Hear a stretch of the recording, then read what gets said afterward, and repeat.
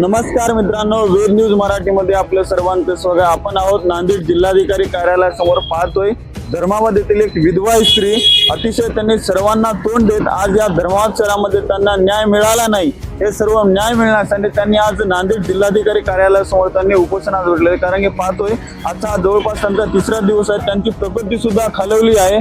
खरोखरच त्यांना धर्माबाद येथील प्रशासन झोपेचं सोंग घेत आहे का?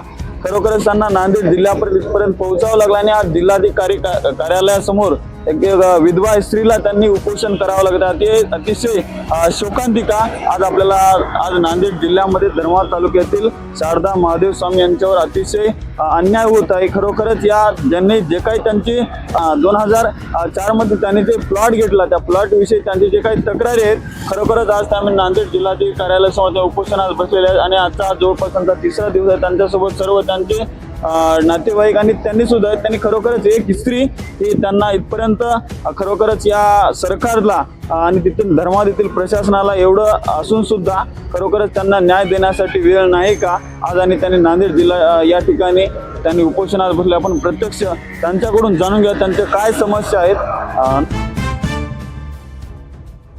मी शारदा महादेव स्वामी धर्माची रहिवासी असून माझ्या लय अन्याय झाला। मी एक विधवा आहे आणि माझ्या नवऱ्यानं धर्माबाद येथे विनायक नगरमध्ये आज प्लॉट 2004 मध्ये आम्ही प्लॉट घेतला होता।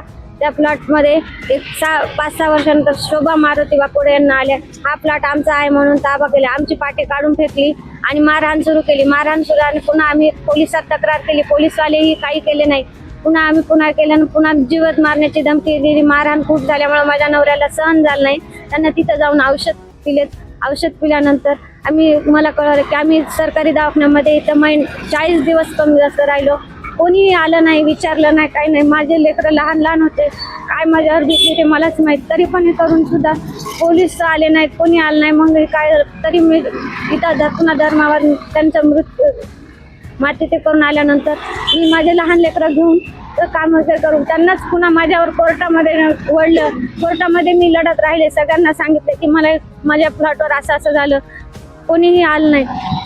तर आता त्यांना लढाई चालू असताना पुन्हा त्यांना म्हणतात की त्या जागा शोभा मारुती वाकोडे हे म्हणतात की मला नगरपालिकेकडून परमिशन भेटलं, या जागेचं मी बांधकाम करत आहे। तरी आम्ही म्हणलं नाही, माझी जागा आहे, तुम्हाला कसं परमिशन भेटलं म्हणून आम्ही तिथं गेल्यानंतर नगरपालिकेवाल्याला सांगितलं, पोलीस स्टेशनला सांगितलं, ते पण लोक तिथे आले। ते लोक नगरपालिकेवाले लोक म्हणाले ते शोभा माते माझे प्लॉट मालक येते, त्यांचे 4 रजिस्टर कोण मालक आहे ते माहीत नाही, पण माझ्या प्लॉटवर येऊन त्यांना अतिक्रम करून नगरपालिकेकडून म्हणाले। नगरपालिकेचे पण लोक म्हणाले की मालकाला ना, माझा प्लॉट मालक मरून गेल्यावर मी कुठून आणू कोणाला?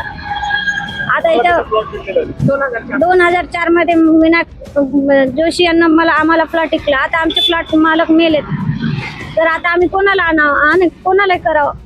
डॉक्युमेंट आता आमचे असून सगळं आमचं ओरिजिनल, मी जागेचा टॅक्स भरते, मालकी हक्क 7-12 सगळं काही असून काय कागदपत्राचं महत्व काही नाही आहे का?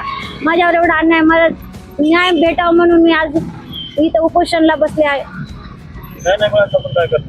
नाही मिळालं तर मी इथंच जोपर्यंत नाही मिळत नाही मी तोपर्यंत इथं अन्न त्याग उपोषण करून बसणार आहे।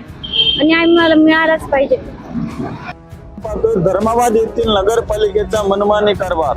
कारण की पाहतोय मेलेला माणूस जिवंत होईल का?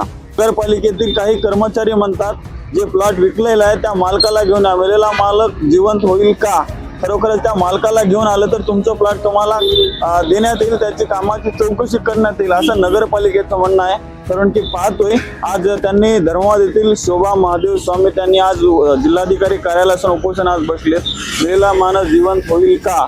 खरोखरच त्यांनी पाहतोय त्यांचे सुद्धा पती वाढलेले एक विधवा स्त्रीला एवढं नाहक त्रास त्यांना सहन करावा लागत आहे, बघावा लागत आहे। कारण की आपण पाहतोय मेलेले माणूस जिवंत आले तर तुम्हाला आम्ही प्लॉट देऊ, त्याची कामाची चौकशी करू, असं नगरपालिकेचं म्हणणं आहे, काही कर्मचारी यांचं म्हणणं आहे। आताच आमच्या वेद न्यूज मराठी त्यांनी शारदा महादेव स्वामी यांनी संवाद साधलेला आहे। जशास तसे ताज्या घडामोडी पाहण्यासाठी व आपल्या परिसरातील बातम्या प्रसारित करण्यासाठी आजच आमच्या चॅनलला सबस्क्राइब आणि लाईक करायला विसरू नका। संपर्क करा वेद न्यूज मराठी, सिद्धेश्वर मठपती, मुख्य संपादक।